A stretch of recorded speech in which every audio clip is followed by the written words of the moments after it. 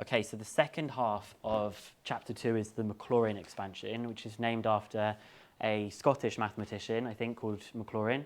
And he came up with this particular thing, but we're not actually going to explore that particular aspect of the Maclaurin expansions, which I know you've come across in complex numbers. We won't be exploring that in today's lesson. We're just going to be exploring the idea of higher derivatives in maths. And actually, you've already come across higher derivatives before.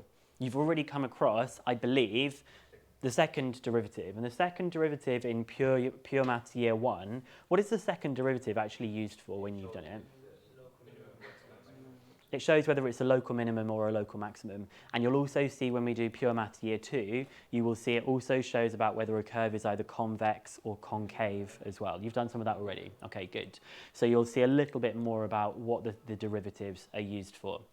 And this first page is really just to show you some of the notation, because notation is used in a bit more of an eclectic kind of way when you're in further maths. It's not just going to be this standard notation that you have here, which is actually a mathematician called Leibniz.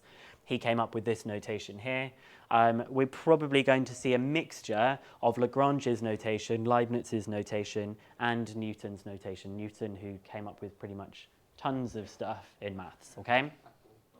So the way we would write some of these functions down, Lagrange says that if we have f of x, the first derivative is f dash x, the second derivative is f double dash x, and the nth derivative, you would write f brackets n, instead of that, you wouldn't do n dashes, because how are you going to do n dashes? But I would usually start to write the numbers if I got to like 5 or above. I would still do f with 4 dashes for the fourth derivative. You could, though, start doing it at the fourth, but probably you would still see triple dash for the third derivative of something.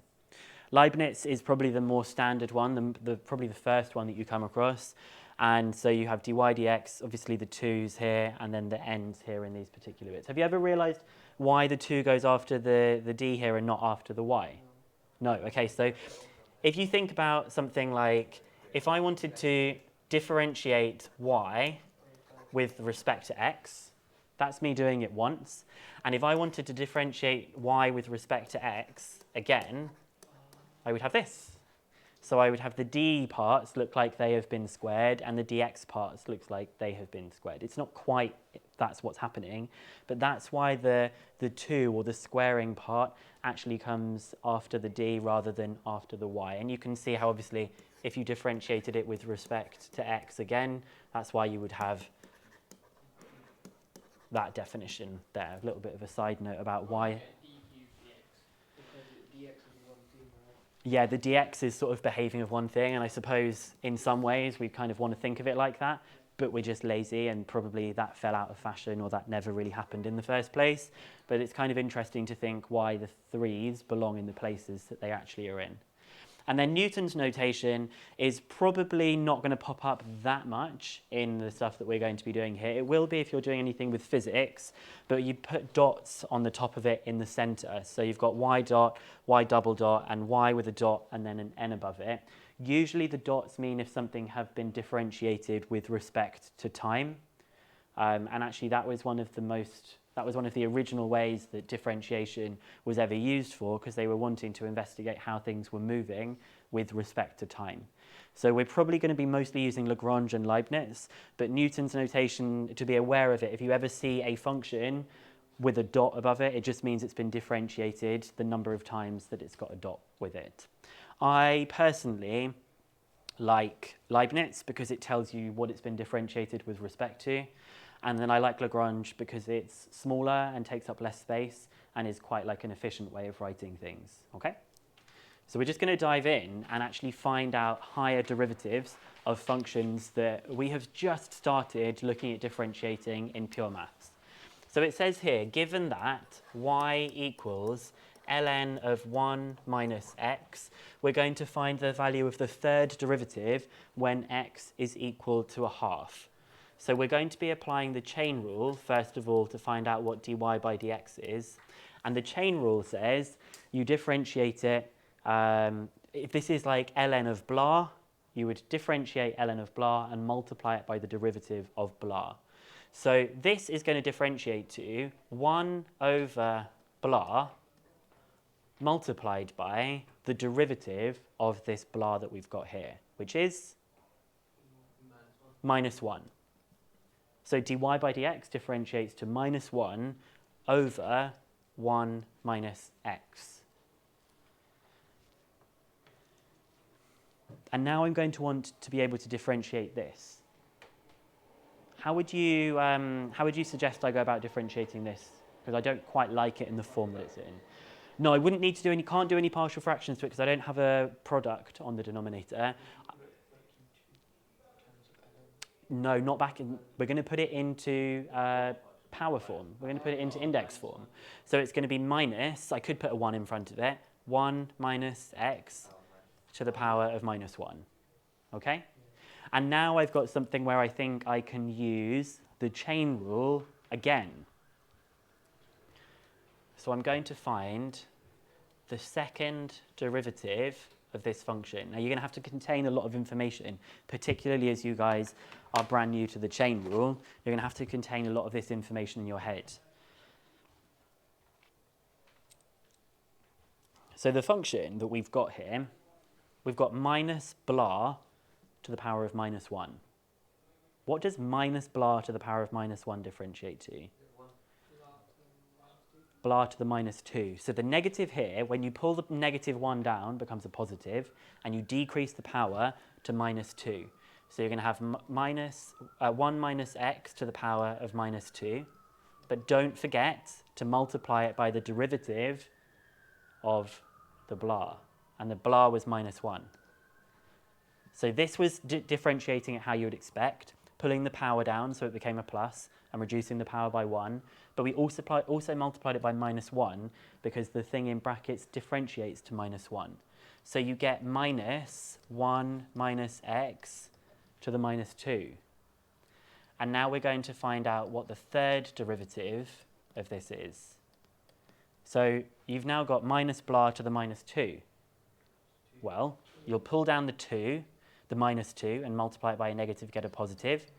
You would have 1 minus x, decrease the power to minus 3, and times by minus 1. So you get minus 2, 1 minus x to the minus 3.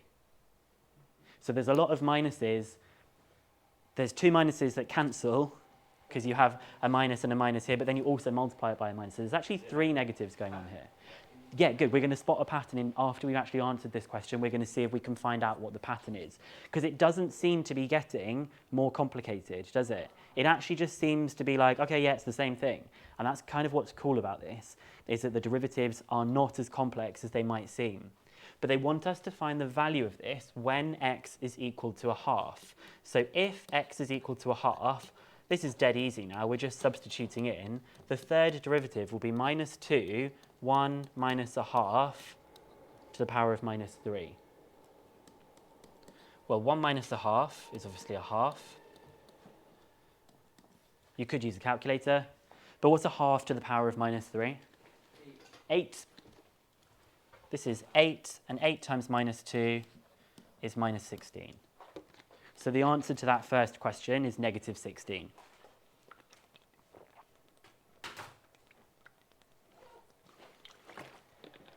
Now, what does that mean? Well, not very much, okay? It just means the third derivative is minus 16. The first derivative is the gradient. The second derivative tells us about how the gradient is changing. The third derivative tells us how the function that says how the gradient is changing is changing. It stops being useful in like a geometric kind of sense, and it starts being useful for something that we will look at during the rest of this chapter. So higher derivatives serve a purpose, but they're not a graphical purpose that you might expect them to have. They're rates of change of other rates of change, okay? So we're going to continue. I'm going to switch pen colour because Ishraq said to me, well, what do we think the pattern is going to be here? So let's just keep going, okay? And it's also good practice for us to keep going. So we're going to have now negative 2 times negative 3. So it would be a 6, 1 minus x to the minus 4. And then when you multiply by the derivative of this, you get a negative as well. So let's just say that one more time. You've got the minus 2 that was already there. Pull down the minus 3 to get 6. Reduce the power by 1, and also times it by the negative because of the derivative of this thing that you've got here. So you may have been thinking that this number was something related to this in some way. Hopefully it is. So we're going to have d5y dx to the 5 minus 24. Okay, 1 minus x to the minus 5. I'm going to do one more. So wait, let's just say that one more time.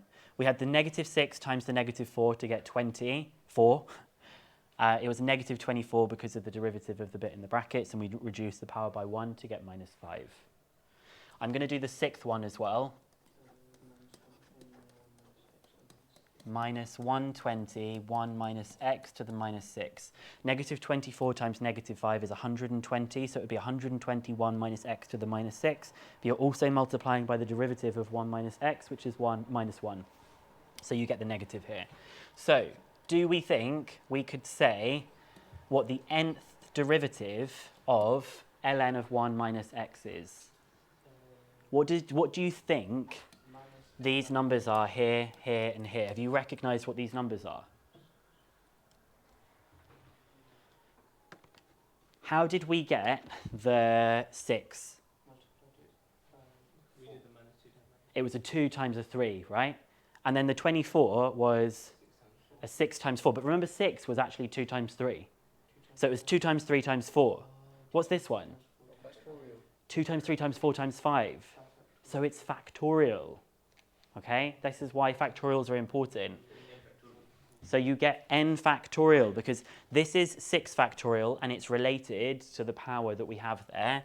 So we know that it's going to be minus n factorial 1 minus x to the power of minus n.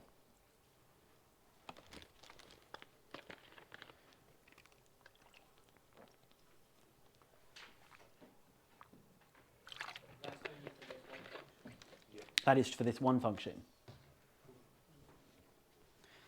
And this begs a question now. First of all, what do we think d0y dx 0 is? What is that? What does that notation even mean? What do you think that's actually equal to? It's not equal to nothing. It's equal to the function itself. It's actually y, isn't it? Because if you think about it, this is 6, 5, 4, 3, 2, 1, 0.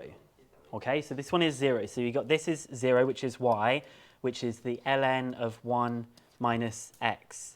So it doesn't quite work for all of them. It doesn't work for like the original function that we've got here. It only works for the certain powers that we've got. So we should probably say that it only works for when n is greater than or equal to 1. Because it doesn't make sense if we put in 0 here, we just get that the whole thing is equal to 0. Sam? Yeah, you said 6 factorial is 120. Isn't it n minus 1? Oh, it's not, it's wrong. It's not, it's wrong, isn't it? Sorry, yeah, this one was 3 times 2, this one was 4 times 3 times 2, and this one was 5 times 4 times 3 times 2. This is 5 factorial, so actually this is not right. Sorry. It's minus n minus 1 factorial, 1 minus x to the power of minus n. And this doesn't work for 0. That's why we still said that n has got to be greater than or equal to 1. But this is interesting because exactly dy by dx is when n is equal to 1. And dy by dx is going to need us to find out what is 0 factorial. So what do you think 0 factorial is according to... 0 factorial is actually 1. Okay, 0 factorial is 1, and there's no like logical reason, well there is a logical reason why it's 1, but there's no like meaning to it, like, oh, you multiply it by all the numbers below it.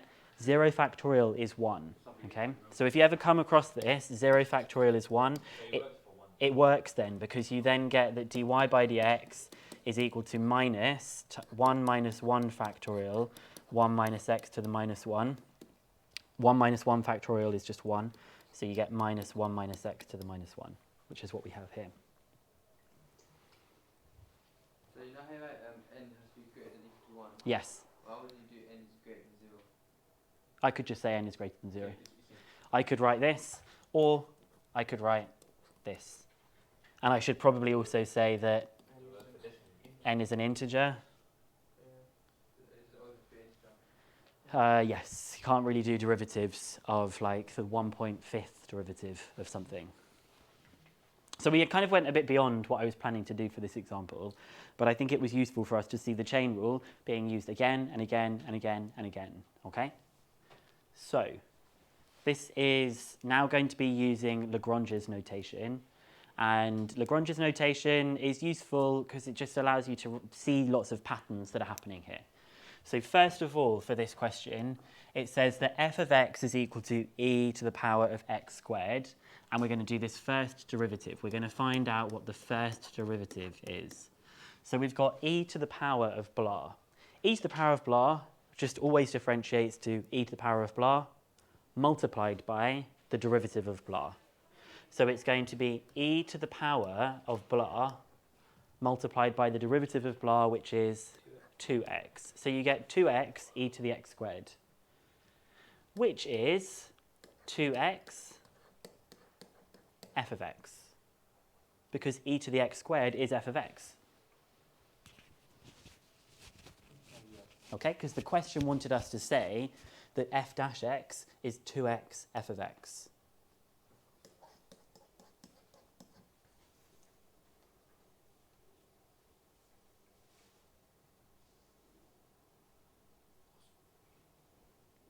So all I've done is I've differentiated it, and then I've recognized that this second part, this product, the second part of the product is the original function, it's f of x. So I've rewritten it as f of x.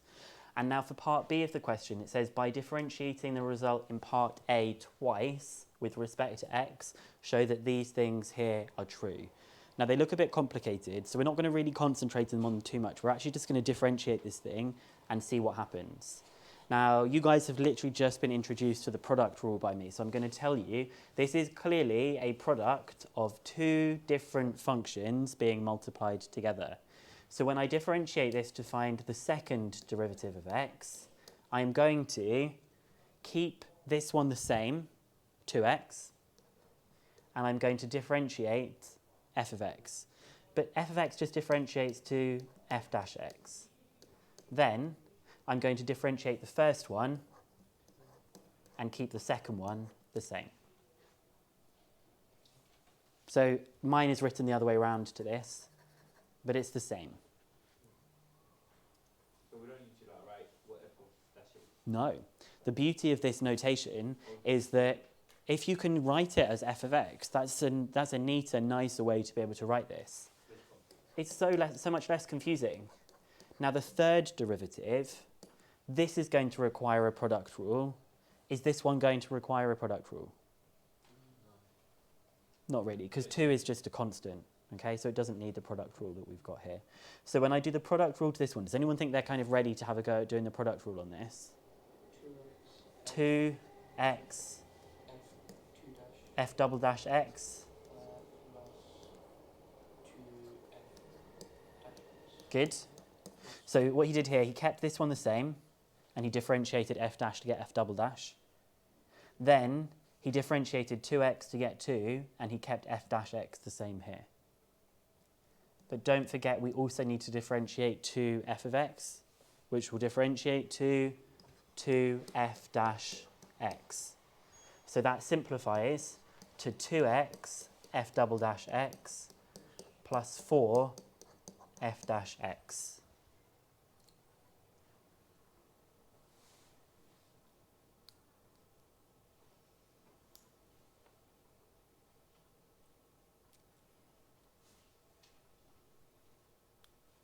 Okay? What questions do we have at this point, or is it just a lot of information to process because we haven't really done much differentiation? You know the second half, you done the 2f dash x. And when you differentiate 2, does it equal 0?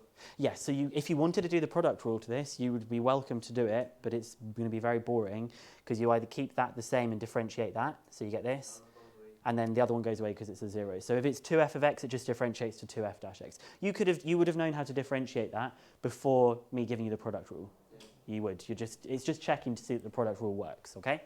And then part C of the question, it says deduce the values of f dash 0, f double dash 0, and f triple dash 0. Well, I'm going to add into the mix. I also want to find out what f of 0 is. And you'll see why we're going to do this, because this is what the whole chapter is about. So I've written down here, you'll see the point of finding all of these in the next section. But I'm also going to find out all of these things. So f of 0 is just e to the power of 0, which is just 1. And then f dash of 0, well, f dash 0 is going to be 2 times 0. Okay, well, I don't care what the next bit is, because as soon as I've got a timesing by 0, it's just 0. And then, no, not the rest of them will all be 0. F double dash of 0, well, this bit will be 0 because it says 2x. And then I've got 2 times f of x, which is going to be 2 times f of 0, which is 1. 2 times 1, which is just 2. And then f triple dash 0 is going to be, well, that bit there is 0. And then we've got 4 times f dash of 0, which is 0. So we have 0 here as well. So we've got 1, 0, 2, 0, maybe not 3. Don't know, because 1 and 2 is not enough information. But we know that on the odd derivatives, it's going to be 0. The even derivatives is where we're going to get some information, and you will see why we want to do this. Okay? Should we do one more example and then go to try and practice some of these? We might as well have a go at this. Okay. Can I go on to the next page? If it decides it wants to. Okay. Given that f of x is equal to x squared e to the minus x, show that the third derivative is equal to this thing that we've got here. Okay. Product rule to start off with. So we're going to say that the first derivative is going to be differentiate, keep the same. So differentiate the x squared to get 2x, keep the next bit the same. Then you're going to keep the x squared the same and differentiate e to the minus x. What does e to the minus x differentiate to? Minus e to the minus x.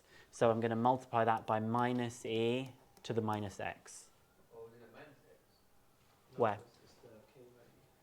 Yep, because this is, Oh, it's e to the blah would be e the blah multiplied by the derivative of blah, which is minus 1. So I'm just going to write that out again as 2x e to the minus x minus x squared e to the minus x. Do you have any suggestions about what you think I'm going to do with that? I'm going to do something again to that. I'm going to factorize, actually I'm not going to factorize an x. I'm going to factorize an e to the minus x like this. Okay? you don't put f of x squared minus x squared E to, yeah, minus x. yeah. No, just You could have replaced this as f of x, but I did this question a couple of days ago, and this ends up as better. And the reason it ends up as better is because we're already starting to make it look like this form that we've got here. So I've done it both ways. It just happens to be the previous example was good writing it as f of x. This example, it's just not as good. Okay? So the second derivative now, this is a product of two functions. Yeah, it looks a bit more complicated, but this first function is just a binomial. It's just two things inside a bracket. So I've got this thing being multiplied by this thing. So I'm going to start off by differentiating this function. 2x minus x squared is going to differentiate to 2 minus 2x, and I'm going to keep this function the same. And we know that e to the minus x differentiates to minus e to the minus x. So I'm going to put the minus at the front, and I'm going to keep the other bit the same.